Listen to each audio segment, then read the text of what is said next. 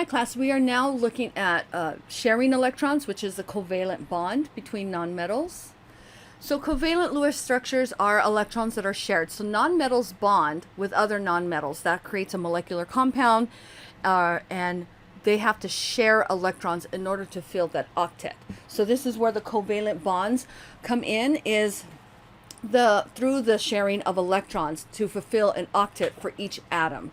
So in Lewis theory, we represent covalent bonding by allowing neighboring atoms to share some of their valence electrons in order to attain an octet. For hydrogen, it would be a duet, and that is where the covalent bond is formed, or how the covalent bond is formed. So hydrogen and oxygen, if we look here, we have a hydrogen that has one electron. We have an oxygen that has two open spots because it has 6 valence electrons.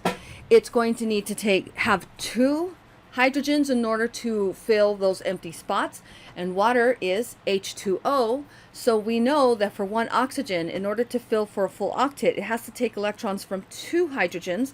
Thereby, we can put those in as sharing. So this one comes in. If there was a second one, we could have did this. We put this one here. So that's what you see here. And then if there's another one here, we would come in, we would move this one out of the way and put it here. So you would see that these are shared. Now hydrogen takes a duet, so it has 2, and this has 2. And then for an oxygen, it's 2, 4, 6, 8. So there's all these compounds meet either a duet or an octet. So on this one, you can see where we count these atoms, these electrons for each atom. So for hydrogen, we count the same electrons that are attached to oxygen as for the hydrogen. So it's a duet. Oxygen, we count all of them. And then we look at the other hydrogen and we count those electrons that have already been counted for oxygen for the hydrogen. This has been filled. They share electrons. There's an octet filled or duet, and it's a very stable compound. So electrons that share, are shared between 2 atoms are called a bonding pair. So 2 electrons that are shared between 2 atoms are bonding. Electrons that are not attached to anything except for one atom are called a lone pair. And we'll start dealing with lone pairs a lot. They do affect some of the things that we're going to cover. So bonding pair electrons are often represented as a dash. They're represented as a dash because it's cleaner. It cleans up the compound so you can actually see what's going on more than with all these dots.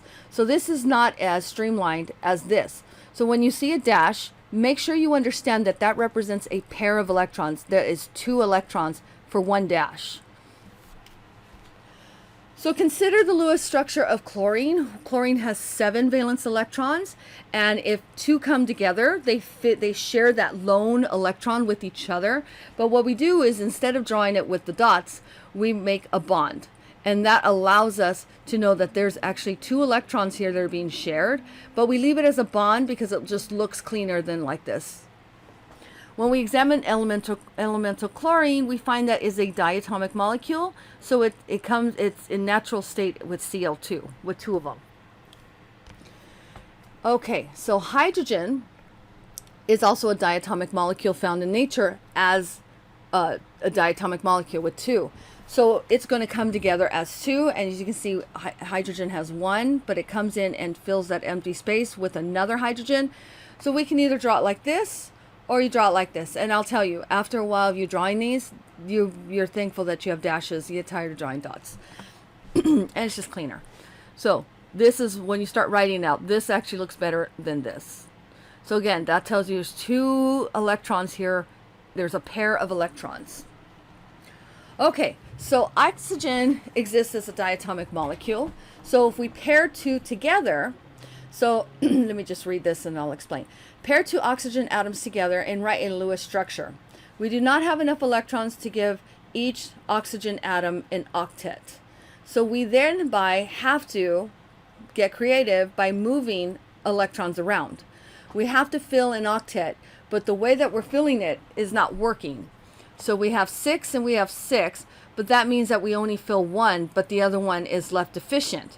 So what do? Well, we have all these lone pairs. We can move these lone pairs over and share more electrons to create a double bond, which then now fills an octet for both.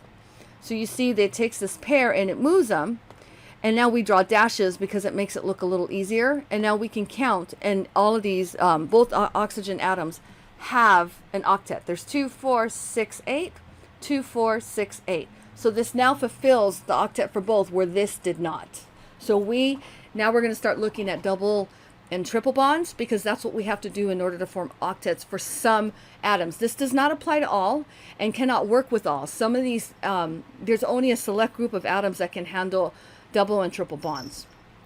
So you can see here another visual of where the atoms are shared, and that looks like the 2 bonds there. Okay, nitrogen is one that can handle a double, single, and triple bond. And here we add 2 together. They both have 5 valence electrons, but when we share them, that does not work. They do not fulfill the octet. So now we're also going to have to move electrons on this one in order to make it work. And nitrogen can handle a triple bond, so this applies.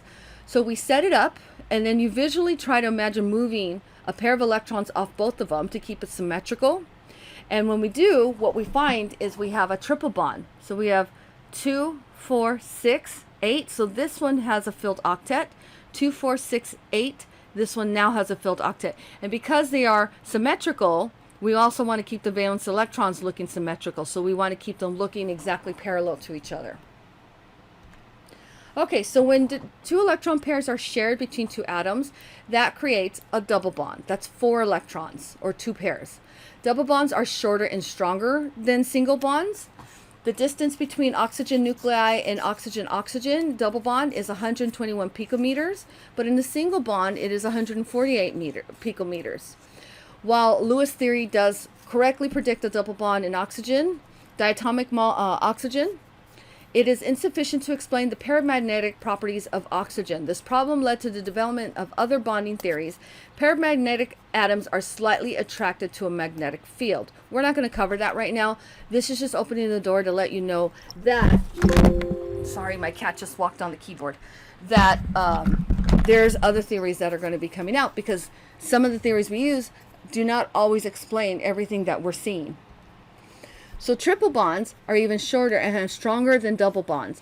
The distance between nitrogen nuclei and a nitrogen-nitrogen triple bond is 110 picometers, but in a double bond, it's 124 picometers.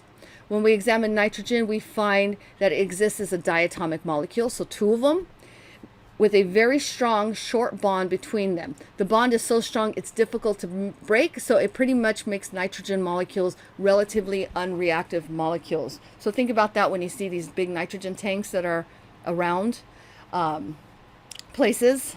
It's a very unreactive molecule. That's it.